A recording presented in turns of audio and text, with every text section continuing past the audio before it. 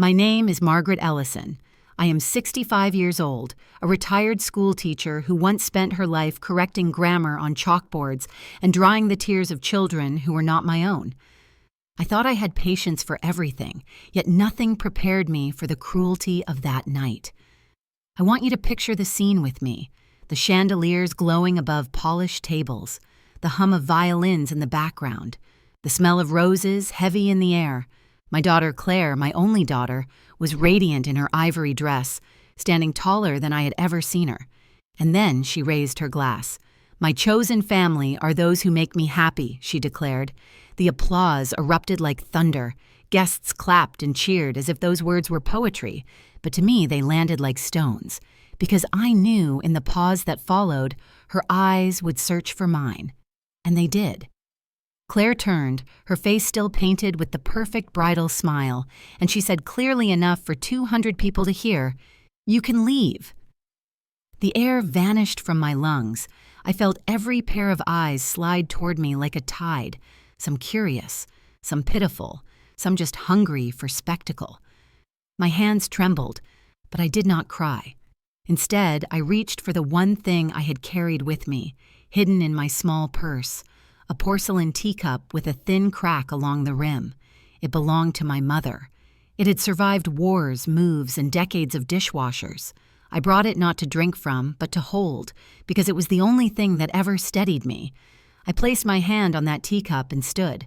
My wine-colored dress, pressed perfectly that morning, suddenly felt like a costume for a part I no longer belonged to. The scrape of my chair on the marble floor seemed louder than the applause had been. I did not argue, did not protest. Silence was my answer.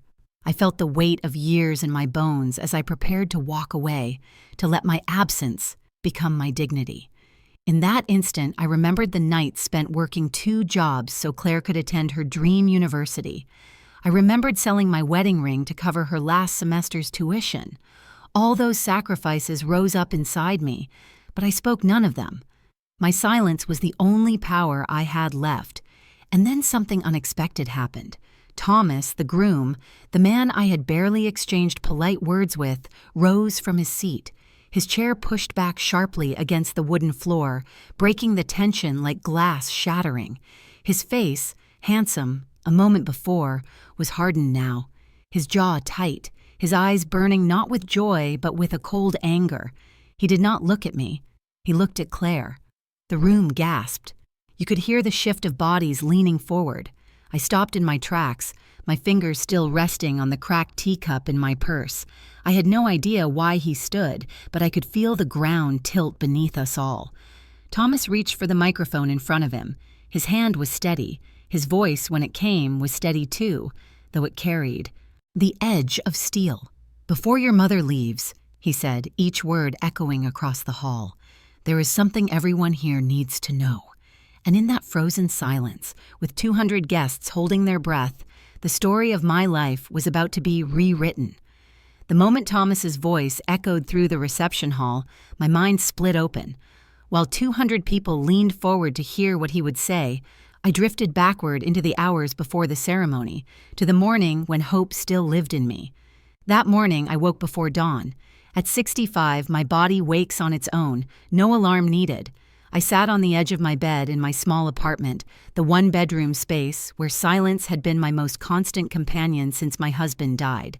The air was cool. I opened the window to let the early light in. On the chair by my dresser hung the deep violet dress I had ironed the night before.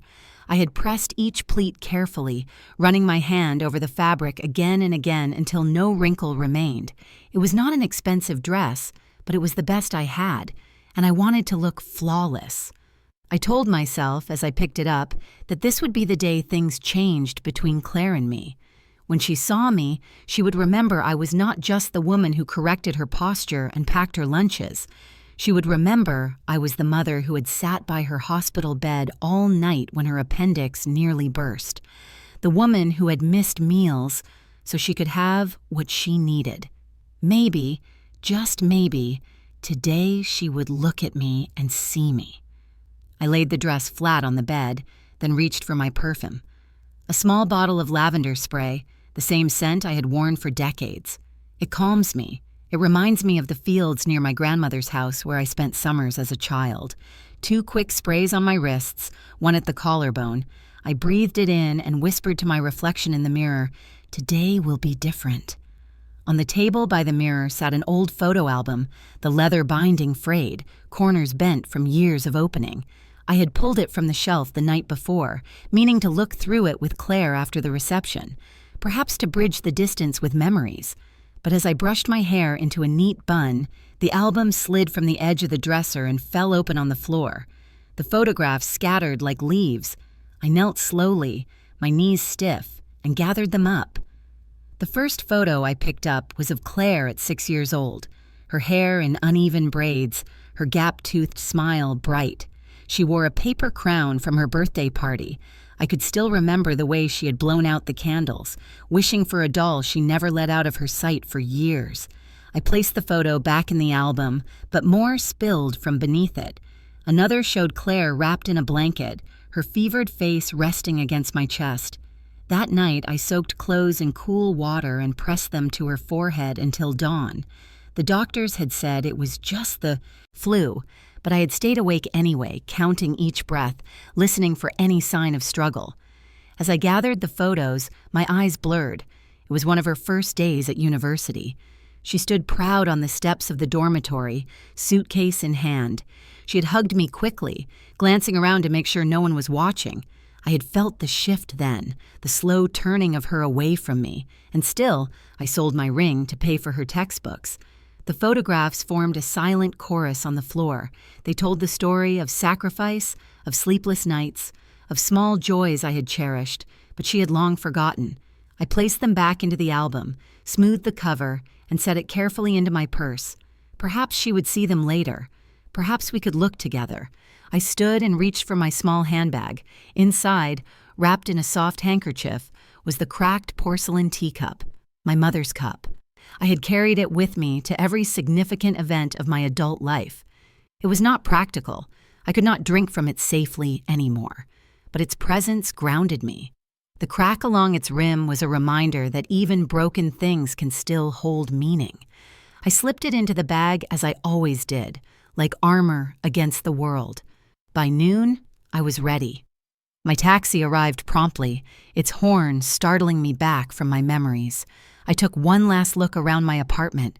The tidy shelves, the neatly folded quilt, the small kitchen table where I ate most meals alone. I whispered to myself, after today, things will be different. Then I closed the door. The ride to the church felt endless. I watched the city blur past the window, shops, families walking together, children tugging at their parents' hands. I imagined Claire's face when she saw me in my violet dress. I imagined her smile, perhaps the first true smile directed at me in years. I rehearsed what I might say. "You look beautiful, my love." Simple words, but heavy with longing. When the taxi turned onto the street where the church stood, my breath caught. The building rose like a storybook image, decorated with white and pale pink flowers. Bows lined the pews, ribbons swayed gently in the summer air. It was exactly as Claire had once described to me when she was a teenager dreaming about her wedding day. As I paid the driver and stepped onto the sidewalk, I held my purse tighter, feeling the outline of the album and the teacup within. They were my anchors, reminders of where we came from and what endured. The bells of the church chimed as I walked up the steps. For a moment, I allowed myself to hope. Maybe, after years of distance and silence, this would be the day my daughter returned to me. The bells of the church still echoed in my ears as I stepped through the open doors. The scent of roses and candles greeted me, and for a brief second, I felt lifted. My violet dress caught the light, and I thought perhaps someone would see me and smile, and would recognize me as the mother of the bride. I clutched, my purse with the album and the porcelain teacup inside, a steady reminder of why I was here. Inside, guests were being guided to their seats by a young man with a clipboard, clearly the wedding planner. He looked harried, his bow tie slightly crooked, his eyes darting between the arrivals and the list in his hand. When I approached, I straightened my back, ready to say the words with pride. "I am the mother of the bride," I said. He glanced at his list, frowned slightly, and then smiled in a rehearsed professional way. "Yes, of course, Mrs. Ellison, but according to the seating chart, your place is in the reception hall, table number 9 near the kitchen." I froze. For a moment, I thought I had heard him wrong. "Excuse me," I said, my voice steady, though my heart was racing. "I am the mother of the bride. Surely my seat is in the front pew, or at least close to the ceremony." The planner's smile did not waver. "I am sorry. This list is final. The immediate family is already accounted for in the first rows." He tapped the paper lightly as if that were the end of the matter. The words struck harder than I expected. Immediate family. Was I not that? Had my years of sacrifice been erased by ink on a chart? I opened my mouth, felt the weight of all the nights I had stayed up nursing fevers, the endless shifts, the meals skipped so Claire could eat. I wanted to spill it all out, to demand recognition. But I stopped. Instead, I pressed my lips together and nodded once. "I understand," I whispered. The words tasted bitter. As I turned to follow the directions, my hand brushed against the purse. The cracked teacup inside pressed against me like a small heartbeat. Its presence calmed me. Silence, I reminded myself, is sometimes louder than protest. The reception hall was already filling when I arrived. Golden light shimmered on crystal glasses, and the laughter of guests echoed against the walls. I followed the numbers until I found table 9. It sat tucked near the swinging doors of the kitchen, where servers pushed carts of food in and out. The smell of garlic and roasted meat mixed with the perfume of the guests. I pulled out my chair, trying to steady my breathing, when a familiar voice startled me. "Margaret? Margaret Ellison?" I turned and saw Evelyn, my former neighbor from the house I sold years ago. She had aged too, her hair now a soft gray halo, her frame a little more stooped, but her eyes widened in recognition, then confusion. "What are you doing here?" she asked, glancing quickly at the table number as if to confirm. "I am Claire's mother," I said softly. Her mouth fell open. "But why are you sitting here, near the kitchen?" Her voice rose slightly, drawing curious looks from others at the table. I gave her a small, strained smile. "That is where they placed me." Evelyn's brow furrowed. She shook her head in disbelief. "That cannot be right. You are her mother. You should be at the head table. Everyone should see you." I looked away, my eyes falling on the bright centerpiece in the middle of the table. Lilies and roses arranged beautifully, but from here I could barely see the dais where Claire and Thomas would sit. The distance felt like a wall, deliberate and high. I wanted to tell Evelyn the truth. Claire had been growing colder for years. Those phone calls had dwindled into silence, that I had been erased from her milestones, replaced by others who had arrived later in her life but carried more influence. But I said none of it. Instead, I lifted the corner of my mouth in a polite smile, the kind I had worn so often as a teacher when I had to hide my true feelings in front of children. "It is fine, Evelyn," I said. "I'm simply happy to be here." Her eyes searched mine, but I held her gaze calmly. Inside, though, my chest ached. Evelyn's reaction was the mirror I needed. It showed me that what I felt was real, that I was not imagining this humiliation. I had become invisible to my own daughter, and everyone else could see it too. The servers bustled around us, setting plates and pouring water. The clatter of dishes from the kitchen doors filled the air. My dress brushed against the leg of the chair, and for the first time, I felt foolish for pressing it so carefully that morning. Foolish for spraying lavender perfume and hoping it would soften my daughter's heart. I reached into my purse and touched the teacup. The porcelain was cool beneath my fingertips. The crack in it had always reminded me of resilience. Though broken, it still existed, still held its shape. I reminded myself that I, too, could hold mine. As the ceremony began in the adjoining hall, the music floated faintly.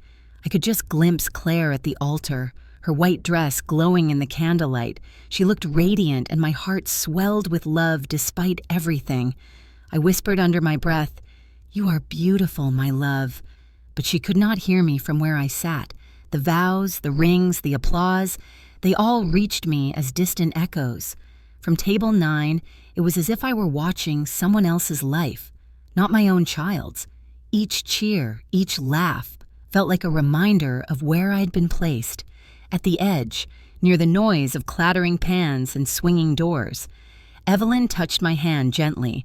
"Margaret," she said, her voice low, "I do not understand this. You deserve better." I squeezed her hand once, then let go.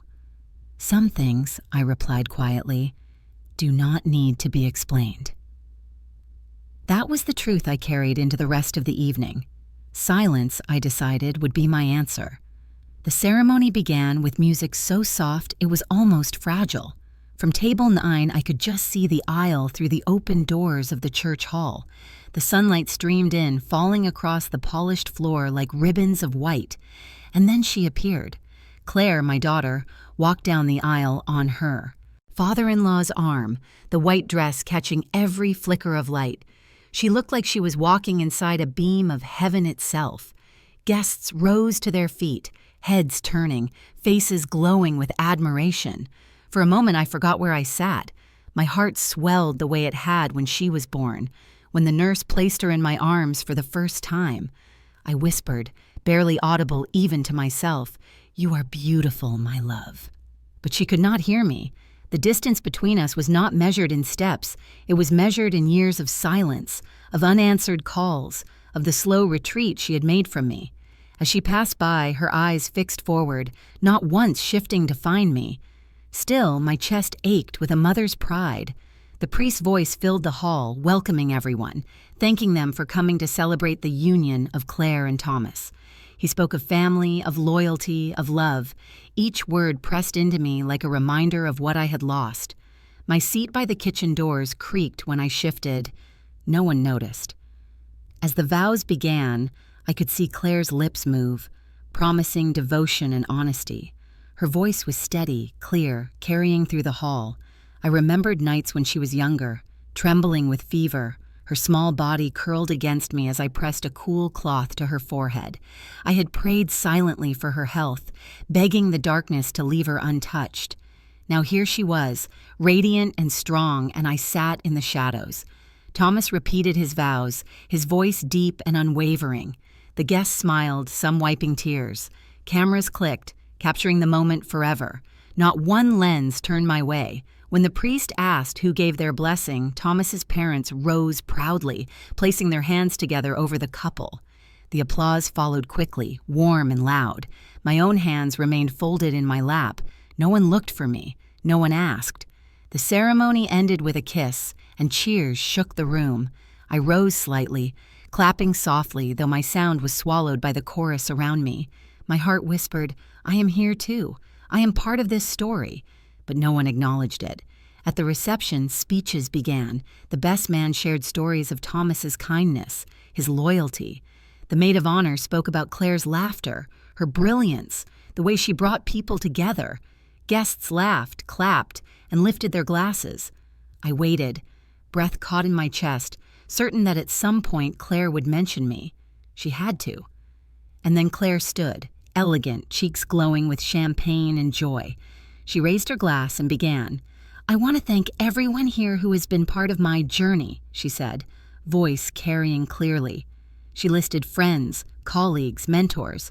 She turned to Thomas's family with a smile so warm it lit her face.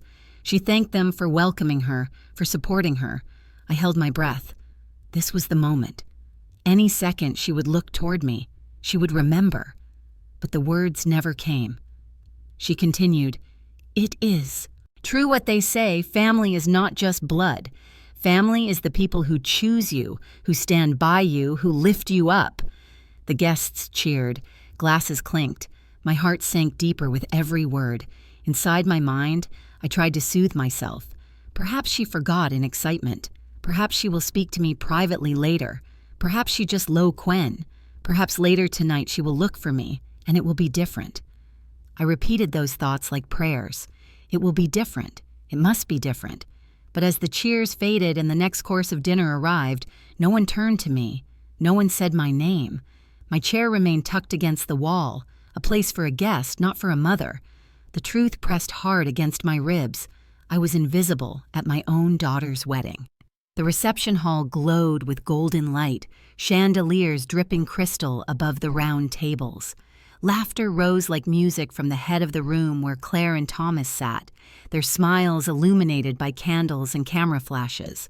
From where I sat at table 9, near the swinging kitchen doors, the sound was different.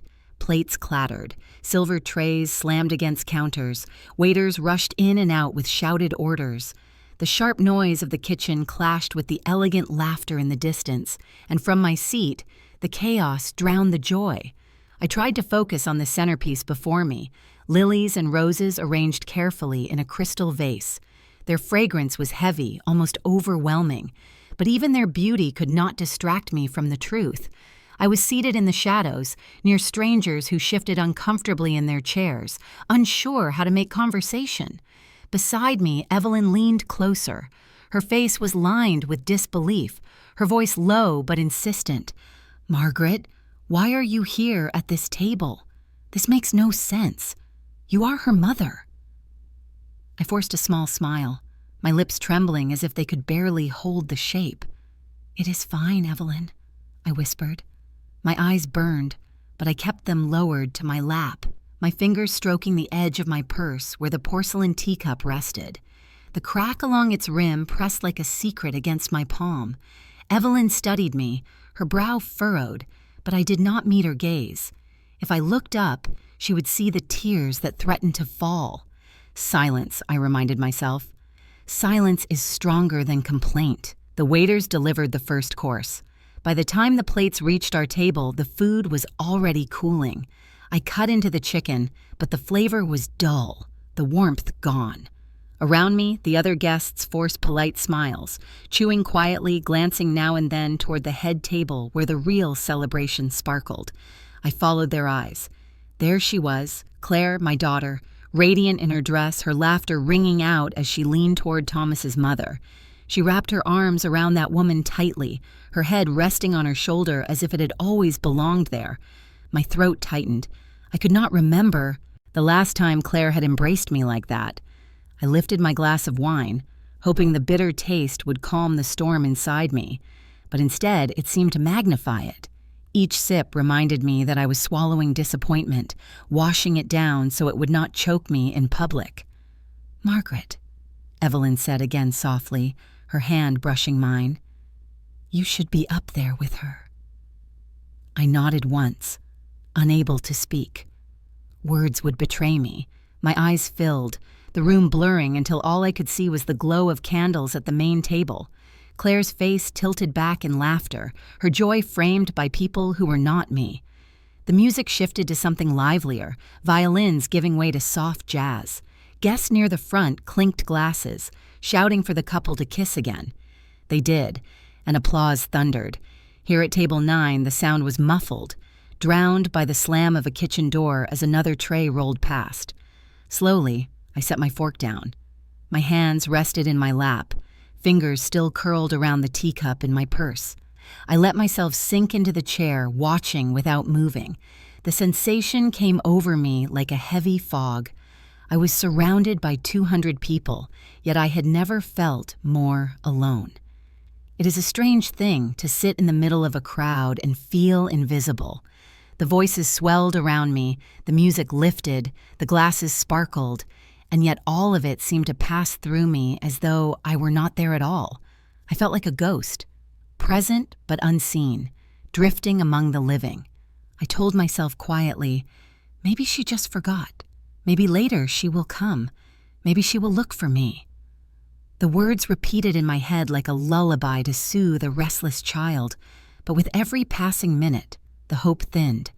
When dessert arrived, laughter burst again at the main table. Claire leaned in to feed Thomas a bite of cake, smearing a bit of frosting on his cheek. The guests erupted with joy. I forced a smile, though no one saw it. I turned back to my plate, untouched, and pressed my napkin against the corners of my eyes. The night stretched on, a blur of speeches and toasts, none of which carried my name. I listened, waiting for the sound of it, but it never came. Every mention of family was directed toward others. Every word of gratitude was handed to someone else. And still I sat, quiet, watching, holding my silence the way others held their glasses. At last, Evelyn leaned closer once more. "Margaret," she whispered, "you do not deserve this." I smiled faintly, my lips quivering. "Deserve has nothing to do with it," I answered softly. And then I fell silent again, because silence was all I had left. The dinner plates had been cleared, and the hall grew quieter for a moment as the waitstaff slipped back into the kitchen. At the main table, candles flickered and soft music played while everyone waited for the speeches. I sat still at table 9, the porcelain teacup pressing against my side inside my purse, a heartbeat of porcelain against my ribs. Thomas rose first. He stood tall, his black suit perfectly cut, his expression warm. The crowd hushed at once. He took the microphone and smiled out over the room. "I want to thank everyone here," he began, his voice deep and steady, "for sharing this day with us. Thank you to my parents for your endless support, for teaching me by example what it means to build a home of love and respect. Thank you to my friends who stood beside me in every season, and to all of you who came from far away to be here." Applause rippled through the hall. Thomas looked at Claire, his eyes softening. "And thank you, Claire, for choosing me. You are the best thing that has ever happened to me." People cheered, glasses clinked. From my seat, I felt the sound roll past me like a wave that never reached shore. I held my hands together in my lap, fingers trembling slightly. I waited. Surely after Thomas, Claire would rise and speak, and somewhere in her words there would be space for me. Thomas handed her the microphone and Claire stood. She was luminous, the white of her dress catching every flicker of light, her hair shining like gold. She lifted her glass high, and the room fell into expectant silence. "I want to thank all the special people who have been part of my journey," she began. "To my friends who became my sisters, to my colleagues who became my family, to those who have lifted me up without judgment and celebrated my achievements without envy." The words were graceful, but they struck like stones. My breath caught. Any moment now, I thought, she will turn. She will mention me. She smiled out over the crowd. "It's true what they say. Family is not always blood. Family is the people who choose you." A few guests murmured in agreement, nodding. The applause was warm, rolling. My chest tightened. I sat straighter, forcing myself to breathe. "She doesn't mean it that way," I told myself. "She's nervous. She's speaking broadly. There will be a moment for me." Then her eyes met mine across the room. For the first time that evening, she truly looked at me. But there was no warmth in her gaze, no gratitude, only something cool, hard, unreadable. "And," she continued, her voice still clear, "there are also people who don't deserve to be part of this moment. People who bring negativity, who hold you back, who make you small. Tonight we celebrate those who lift us up, not those who weigh us down." A ripple moved through the hall, like a wind brushing across the crowd. People turned one by one to look at me. My cheeks burned, my hands clenched around the napkin in my lap. Claire lifted her glass higher. "My chosen family are those who make me happy." The words landed like a blade. Then she said, "You can leave." The room went still. Forks paused in midair. The only sound was the faint hiss of the kitchen doors closing. 200 eyes fixed on me, a sea of faces caught between curiosity and pity. Inside, my heart whispered the truth I'd been afraid to say aloud. This is the moment she wants me to disappear. This is the moment my daughter truly wishes me gone. I rose slowly, my hands trembling but my spine straight. I reached for my purse, feeling the cracked teacup against my palm. Its cool porcelain steadied me. I did not speak. I did not plead. Silence, I reminded myself, is sometimes the only dignity left.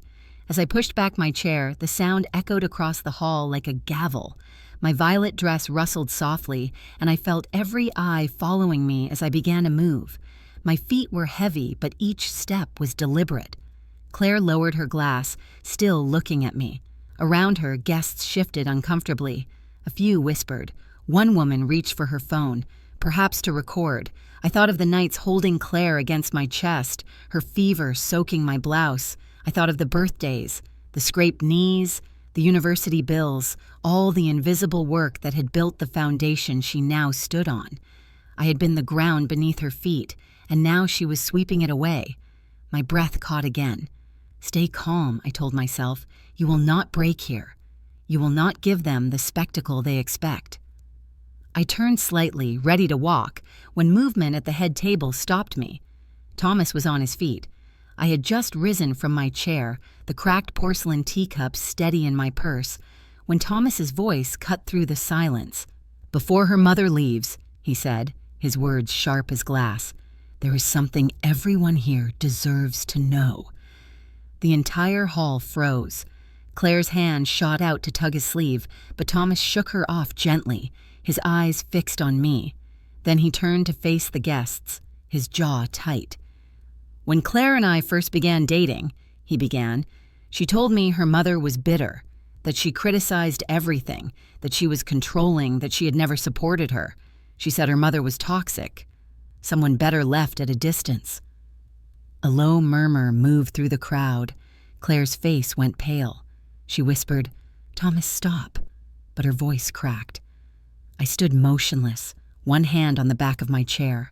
My chest tightened as each word fell. So it was true. She had been speaking of me that way, even to the man she was about to marry. Thomas lifted the microphone closer. For a long time I believed her. I thought perhaps that explained the distance, the silence between them. But something did not sit right. I saw Margaret's eyes when she thought no one was looking. I saw the way she carried herself, the dignity in her silence. And I began to wonder, could this woman really be what Claire described? Gasps rippled softly through the hall. Every guest was listening now, breaths held, forks forgotten. "So I did something," Thomas continued. "I asked questions, quietly. I spoke to people who knew the truth." Claire pressed her napkin to her lips, her whole body trembling. "Please, Thomas, don't—" But he didn't stop. "I met Daniel," Thomas said, "an old family friend who remembered the years after Margaret's husband died. He told me how she worked 2 jobs, sometimes 3, just to keep food on the table for her daughter. He told me how she came home exhausted, yet still managed to sit at the kitchen table and help Claire with her homework." The room was silent except for his voice. Even the servers had stopped moving. "I spoke to Evelyn too," Thomas went on, glancing toward our table. Evelyn shifted uncomfortably but nodded once, confirming her part. "She told me how Margaret sold her own wedding ring to pay Claire's tuition, how she went into debt to cover hospital bills when Claire needed surgery, how she turned down marriage proposals because those men did not want to take on a child. She chose to raise Claire alone, even when it meant loneliness, even when it meant sacrifice beyond what most of us could imagine." My throat closed. Tears blurred my vision. He knew. Somehow he had uncovered the pieces of my life I had never spoken aloud. Thomas's voice grew firmer. "Claire never told me that her mother worked nights cleaning offices after teaching school all day, so her daughter could have opportunities she never had. Claire never told me that her mother refused to remarry because she didn't want her daughter to feel second to anyone. Claire never told me that every birthday, every graduation, every milestone was made possible because her mother gave up pieces of herself to make it happen." The guests shifted in their seats, whispering. Some looked at Claire with open shock. Others looked at me, their eyes softening with something I hadn't felt in years: recognition. Claire buried her face in her hands. "Stop, Thomas, please. This is our wedding." "No," he said quietly, but the microphone carried his voice to every corner of the hall. "This is also your mother's life, and you chose to erase it." The words landed heavy. I felt them reverberate through me, but also through the room. No one spoke. No one interrupted. The silence became its own witness. I stood still, trembling, while Thomas continued. "Margaret Ellison is not bitter. She is not toxic. She is the reason Claire is standing here today, in this dress, surrounded by all of you. Without her sacrifices, none of this would exist." My knees weakened, and I had to grip the back of the chair to steady myself. The teacup pressed harder against my side, its presence grounding me in the storm. Thomas looked at me then, his voice softening but not breaking. She deserves honor. She deserves respect. And she deserves to be seen, not hidden away at table 9 by the kitchen. The hall erupted in murmurs. A few guests began to clap hesitantly, though the sound died quickly under the weight of tension. Claire shook her head, tears streaking her makeup. "Thomas, please, not like this." But he stood taller, refusing to yield. "The truth has been hidden too long. Tonight it belongs here." For the first time all evening, every eye turned to me, not with curiosity or pity, but with something closer to awe. I wanted to sink into my chair, to hide, but also, somewhere deep inside, I felt the smallest flame ignite. The silence I had carried for decades was being spoken aloud, not by me, but by someone who finally saw it. No one spoke against him. No one defended Claire. The weight of his words filled the room, and the truth stood unchallenged. Thomas's voice cut through the hall like a verdict. "I cannot marry a woman who dishonors her own mother," he said, steady and unflinching. "I cannot build a family with someone who denies the very foundation that raised her." The words fell like stones into a lake. Ripples spread across the room. Gasps, whispers, the scrape of a chair leg. Claire's face went white, then blotched with streaks of red as tears streaked down her cheeks. She shook her head wildly, reaching for Thomas's hand, but he pulled away. "No," he said again, louder this time. "This marriage cannot happen." Her cry tore through the silence. "Thomas, please, don't do this." But the weight of his decision hung immovable. He placed the microphone back on the table, his hands trembling only slightly, then stepped aside. Claire crumpled in her white gown, the satin pooling around her like broken wings. Guests watched in frozen horror, unsure if they were witnessing a scene of tragedy or justice. Some leaned forward, others hid behind their napkins. No one moved to help her. I stood where I had been, my hand still clutching the back of my chair. My chest ached with a pain so sharp it was almost unbearable, but my body refused to collapse. Instead, I reached into my purse and touched the cracked porcelain teacup. Its cool surface steadied me. This, I thought, is what it means to survive. Not to shout, not to argue, but to endure. I did not scream. I did not cry aloud. My silence became the shield I carried out of that hall. Claire's sobs filled the room. She was on her knees now, her hands clutching at the edge of the tablecloth as though it might keep her from sinking. Her voice broke through the air, pleading, "Please, please, Thomas, we can fix this, please." But Thomas had already turned his back. His shoulders were rigid, his steps purposeful as he walked toward the far door. Each stride was another crack in the perfect image of the night. I looked once more at my daughter. Her hair clung to her damp cheeks, her mascara smeared like bruises under her eyes. The woman in the white dress no longer looked like the child I had raised, nor the confident bride she had pretended to be. She looked small, broken, and still, she did not look at me. I drew in a long breath and straightened my spine. My dress rustled softly as I began to walk toward the exit. 200 eyes followed, but I refused to bow under them. Each step was deliberate, each one a quiet declaration. I will not be erased. The doors of the hall opened, and I stepped into the cool night air. The garden stretched before me, lit by strings of lanterns swaying gently in the breeze. The scent of jasmine drifted up, mingling with the faint echo of Claire's sobs inside. I found a wooden bench beneath an old oak and sat down. My legs trembled, but my hands were steady.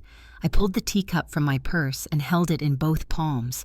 The crack along the rim caught the lantern light, a scar that did not ruin but rather prove survival. The muffled chaos from inside reached me, raised voices, hurried footsteps, the clatter of chairs. But here, in the garden, the world felt distant, muted. I inhaled the night air deeply, filling my lungs with something other than shame. And then, from behind me, I heard it. Clap, clap, clap. Soft, deliberate applause. I turned slightly and saw them. 2 older women near the doorway and an elderly man leaning on his cane. Their hands met in slow rhythm, not mocking, not loud, just enough to carry through the garden. Their faces were solemn, but their eyes glistened with understanding. They were not clapping for Claire nor for Thomas. They were clapping for me, for the truth, for the silence that had finally spoken. I bowed my head, tears slipping silently down my cheeks, not of humiliation, but of release. For the first time in years, I felt seen. I placed the teacup carefully back in my purse, its weight now a promise rather than a burden. Then I folded my hands in my lap and let the night air wash over me. Inside, lives were unraveling. Out here, mine was beginning again. The garden was quiet except for the rustle of leaves in the evening wind. I sat on the stone bench beneath the oak tree, the night air seeping into my bones. My hands rested in my lap, still faintly trembling from everything that had unfolded. The lanterns swayed above me, their glow soft but unsteady, and for the first time all evening, I let myself breathe without an audience. The voices inside the hall had dulled to a distant hum, as if the world I had left belonged to someone else. My daughter's sobs, the scraping of chairs, the chaos of a wedding undone, those belonged to them now. I had carried enough.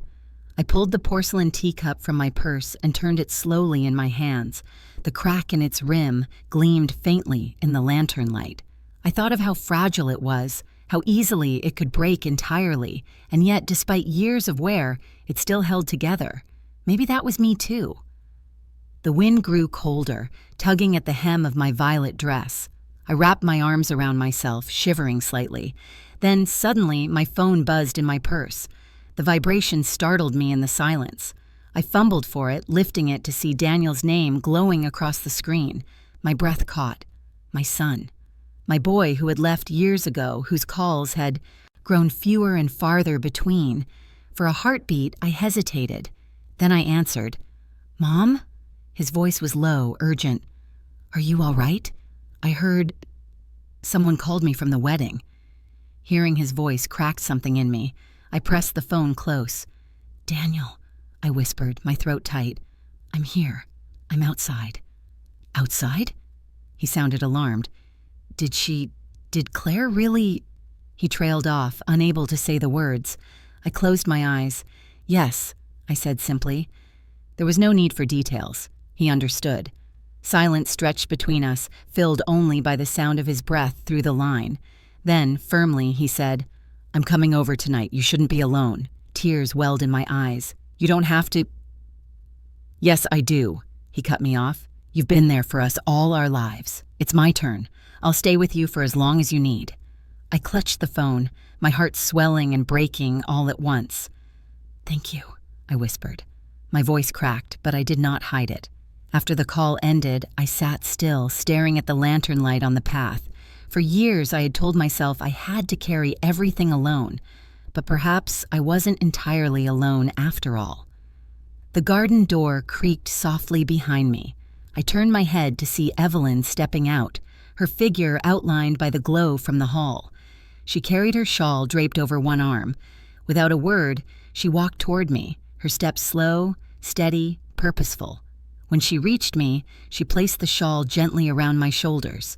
The warmth surprised me, heavier than I expected. "You shouldn't sit in the cold," she murmured, her voice soft but firm. I managed a faint smile. "I'm all right." Her eyes searched mine, and for a moment she said nothing. Then she lowered herself onto the bench beside me. Together, we sat in silence, listening to the wind. After a while, Evelyn spoke again. "I don't know how she could do that. Not to you." I looked down at the teacup in my hands. "She made her choice," I said quietly. Tonight, I saw it clearly. She wanted me to disappear, and for a while I almost believed I should. Evelyn shook her head sharply. "No, Margaret, you're still here. That says everything." I let the words sink in, heavier than I expected. My whole life I had been the foundation others stood on. Tonight, that foundation had cracked. But as Evelyn's shawl warmed my shoulders and Daniel's promise echoed in my ears, I realized something simple but profound. Foundations can be rebuilt. The night grew darker, the lanterns dimmer. The cold nipped at my skin, but I no longer felt quite so hollow. I whispered to myself, almost without meaning to, so I am not completely alone. The words surprised me. They felt new, tentative, fragile, but they were true. For the first time that day, I allowed myself to lean back against the bench, close my eyes, and breathe deeply. The garden smelled of damp, earth and jasmine, of endings and beginnings all at once. The morning after the wedding felt strangely quiet. No flowers, no music, no dress rustling down the aisle, only sunlight falling across my kitchen table and the faint tick of the old wall clock. I sat there for a long while, staring at the worn leather journal that had belonged to my late husband. Its pages were yellowed with age, the binding soft from years of being handled. I pulled it closer. For years I had left it untouched, almost sacred. But that morning I opened a fresh page and began to write. My hand trembled as the pen met the paper. Last night my daughter asked me to leave her wedding. I paused, letting the words settle into the page. They looked harsh in ink, but they were real, and for the first time I did not beg her to see me. I walked away. Line after line poured out of me, memories, questions, fragments of pain. But there was something else too, clarity. For decades I had lived waiting for Claire to look back at me, to choose me again. Now, staring at the ink bleeding into the paper, I realized I could not spend the rest of my life waiting for a child who had already closed her heart. I touched the edge of the journal, remembering my husband's hand once guiding mine across a grocery list, a letter, a budget. He had always told me that words had power, that putting something on paper made it real. Perhaps he was right. That afternoon, instead of curling into silence, I took action. I walked to the community center downtown and signed up for a continuing education class, Family and Elder Law, Introduction. The young woman behind the desk looked surprised when I gave my age, but I met her smile with a steady nod. I want to understand my rights, I told her simply, and I want to understand what others like me can do. The class would meet twice a week. It would mean sitting in a room with strangers, holding a pen again, taking notes like a student after so many years of being a teacher. But it felt right. I walked home lighter than when I had left. The cracked porcelain teacup sat on my kitchen shelf, and when I touched it, it no longer felt like a reminder of fragility. It felt like proof I could hold more than I thought. Still, the nights were hardest. Sometimes I would wake at 2 or 3 in the morning, the house too still, my mind circling the same question. Should I cut her off completely? The words felt heavy, almost unbearable. She was my daughter, the child I had carried, nursed, sung to sleep. To sever that tie felt like tearing away part of my own body. And yet, hadn't she already done it? Hadn't she already declared I was not part of her family? I turned the question over and over in my head, writing both sides in my journal. On one page, the memories, her first steps, her graduation, her laughter echoing in the yard. On the next page, the wounds, the unanswered calls, the cold silences, the humiliation of that night. If I cut her off, am I betraying her? Or am I finally protecting myself? The moral weight pressed hard. Some nights I wept quietly into my pillow, the question unanswered. Other nights I felt a strange relief just admitting it aloud on paper. In class, I listened intently as the instructor explained about guardianship, inheritance, rights of elderly parents. I learned words I had never used before: emancipation, power of attorney, legal abandonment. Each concept felt like lifting a veil. Knowledge was power, and for the first time in years, I felt myself gaining strength not through silence, but through understanding. One evening, Evelyn joined me at the kitchen table. She had seen the stack of notes growing in my journal. "You're studying?" she asked, her brow raised in surprise. "Yes," I said simply. "I want to know what choices I have. Not just for me, for others like me." Her eyes softened. "You're stronger than you know, Margaret." I looked at the cracked teacup on the shelf, the journal spread before me. For the first time, I believed her. The question of Claire still lingered, heavy as ever. But now it was no longer the center of my life. I was beginning to see that my story did not end with her rejection. Perhaps, in some way, it was just beginning. It began quietly, like most things in my life. A conversation at the kitchen table, a few sheets of paper, a pen scratching late into the night. Daniel sat across from me, his brow furrowed as he flipped through documents he had printed at work. Evelyn brewed tea and placed the cups between us, the steam rising like a kind of blessing. "Mom," Daniel said, tapping one page, "there are grants available for community programs, especially those that focus on seniors or women. You could qualify for funding if you had the right proposal." I hesitated, fingers tracing the rim of my porcelain teacup. I don't even know where to begin. "That's why I'm here," he said firmly. "You've spent your life carrying us.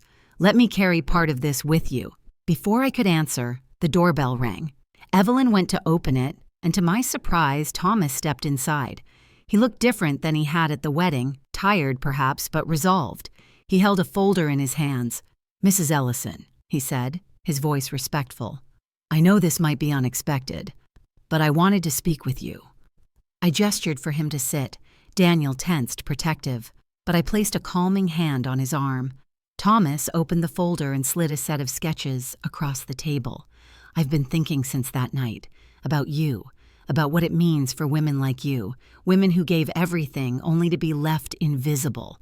I'm an architect and I want to help create a place for them, a center, a refuge. But I don't want to do it alone.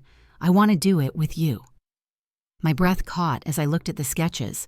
A building filled with light, rooms for classes, spaces for counseling, a small cafe for income. It was more than a drawing, it was a vision. Still, I lifted my chin. "I appreciate your offer, Thomas, but let me make something clear. I do not need saving. If I join you, it is not as a beneficiary, it is as a co-founder, equal." For a moment, silence hung heavy. Then Thomas nodded, almost relieved. "That's exactly what I hoped you would say." Evelyn leaned over the table, studying the sketches. "It could be done," she murmured, "with the right people, the right drive." Daniel reached across to squeeze my hand. "We'll make it happen, Mom." And so it began. The weeks that followed blurred into motion. I spent mornings drafting mission statements, afternoons at city offices, filling out paperwork, evenings in community meetings. My journal is filled with lists and notes, no longer of pain, but of plans. Each entry ended with the same words, "New Dawn Center." We found a vacant brick building on the corner of Maple Street. Its windows were boarded, its walls marked by neglect. But when I stepped inside, I saw possibility. I imagined women sitting in circles sharing stories. I imagined a library of resources. I imagined a space where no one would ever be told, "You can leave." Renovations began. Thomas managed contractors. Daniel handled finances. Evelyn rallied volunteers. And me, I walked those dusty halls every day, sweeping floors, painting walls, speaking with women who stopped by curious about what was coming. The first time we opened the doors, only 6 women arrived. They sat stiffly, unsure. I poured tea into mismatched cups, the porcelain teacup with its crack placed at the center like an anchor. "Welcome," I told them softly. "This place belongs to you, to us, to every woman who has ever felt discarded." Over the weeks, 6 became 12, then 20. Some came for legal workshops, others for counseling, others simply for a warm meal and company. Their faces carried the same lines of exhaustion I had seen in my own mirror. But slowly, I began to see light return to their eyes. We called it the New Dawn Center. The name felt right, not an ending, but a beginning. One afternoon, I walked through the main hall and paused. Women were laughing in the cafe. A group was practicing resumes in the resource room. And in the corner, 2 younger volunteers taught an older woman how to use email. I stood still, tears threatening, overwhelmed by the life filling a space that had once been empty. Evelyn came to stand beside me. "Look at what you've built," she said. I shook my head. "Look at what we've built." That night, I returned to my journal. I wrote, "I used to think my story ended when Claire turned her back on me. Now I see that was only the middle. The end is still being written, and it is brighter than I imagined. and for the first time in years, when I closed the journal, my heart felt light. 2 years passed, and the new Dawn Center had grown beyond anything I once imagined. What began with 6 women around a cracked teacup had become a living, breathing community. We had workshops every day, a cafe that hummed with conversation, and a wall of photographs of women who had found new beginnings. I often walked past that wall and thought, this is what healing looks like. It was on an ordinary Tuesday afternoon when she came. I was in my office sorting through reports when Evelyn knocked gently and said, "Margaret, you have a visitor." I looked up to see Claire standing in the doorway. My breath caught. She looked smaller somehow, her frame thinner, her eyes shadowed, her once perfect hair streaked with strands of gray she had not bothered to hide. She clutched a folder in her hands as if it were the only thing keeping her upright. "Hello, Mom," she said softly.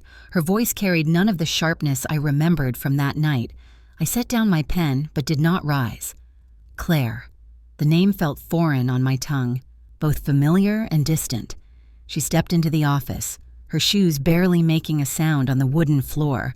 I know I have no right to be here, but I wanted you to see this." She opened the folder and slid papers across the desk. I hesitated before touching them. The first was a certificate from a therapy program. The second, a letter of recommendation from a volunteer shelter downtown. The third, a handwritten note from a supervisor at a food bank, praising her dedication. "I've been working," Claire said quickly, as though the silence between us demanded filling. "I've been volunteering. I've been in therapy for almost 2 years. I wanted to change, and I needed to change. For myself, first, but also for you." I looked at the papers, then back at her face. Her eyes searched mine desperately, like a child waiting for approval. Slowly, I folded my hands together. "Why now?" Her throat bobbed as she swallowed. "Because I finally understand. I was cruel. I was arrogant. I wanted so badly to escape your sacrifices that I turned them into my chains. And when Thomas left, when everything I built collapsed, I blamed everyone but myself. Therapy forced me to see what I had done. To you, to me, to us." Her voice cracked. "Mom, I want to start over, please." The room was quiet except for the hum of the heater. I leaned back, letting her words settle, letting the silence stretch long enough to weigh heavy. Finally, I said, "Claire, love is not something you beg for. It is not given because you ask. It is not a gift you take when convenient. If you want a relationship with me, it begins with respect, with boundaries, with humility." Tears welled in her eyes. I know I don't deserve your forgiveness right away, but I had to come here, to show you I'm trying." I rose then, slowly, deliberately. Walking to the shelf, I touched the cracked porcelain teacup. It had become a symbol here at the center of resilience, of brokenness that still holds. I turned it in my hand, then set it down again. When I faced her, my voice was steady. "If you want to begin again, Claire, it will not be on the terms of the past. You will not erase what happened. You will not pretend it did not scar us both. You will learn to respect me as a woman, not just as your mother. If you can do that, perhaps in time something new can grow."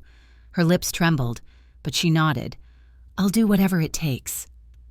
I gave her a long, searching look, then allowed the silence to linger. I did not rush to embrace her. I did not fill the void with promises. Some truths are too deep for quick repairs.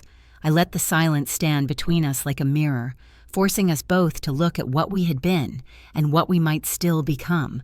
The day of the inauguration dawned bright, with sunlight pouring through the tall windows of the new wing we had added to the new Dawn Center. Balloons and banners fluttered outside, but inside there was a calm dignity. The women who had helped paint walls, arrange flowers, and plan the ceremony stood proudly by the entrance. For them, this place was more than bricks and mortar. It was proof that their lives still mattered. I wore a simple emerald dress, the same shade I had worn at our first opening years earlier. In my right hand, I held the ribbon-cutting scissors. On my left, I carried the old porcelain teacup, its crack gleaming faintly under the light. As I stepped forward, applause filled the room. Daniel stood nearby, his face shining with pride. Evelyn beamed like a sister, steady as ever, and Thomas, who had once been the groom at a wedding that never happened, stood among the volunteers, his presence quiet but loyal. I raised the scissors, paused, then looked at the teacup. My voice carried across the hall, steady and calm. "This cup has a crack," I said, "but it has never shattered. It still holds, just like me, just like every woman who has walked through these doors." Thematic echo line. It felt right to speak it aloud. The ribbon fell with a single snip, and the hall erupted in cheers. Music played softly, children laughed, and women hugged one another as if sealing a silent pact. At the edge of the crowd, I saw her, Claire. She stood in the back, her figure thinner, her face softer. She did not push forward, did not call out my name. She only watched, her hands clasped together. For a moment, our eyes met. I offered a small nod, nothing more. She lowered her gaze, and for once, she did not demand anything from me. I turned back to the crowd. My smile widened as I looked toward the future, not the past. The applause swelled again, and in that sound, I felt both release and renewal.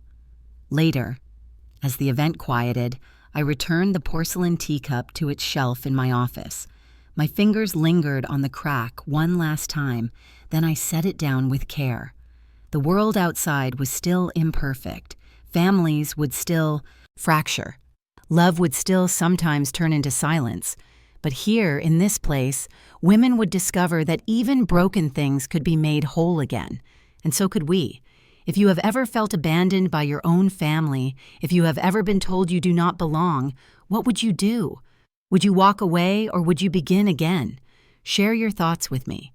Your voice matters here.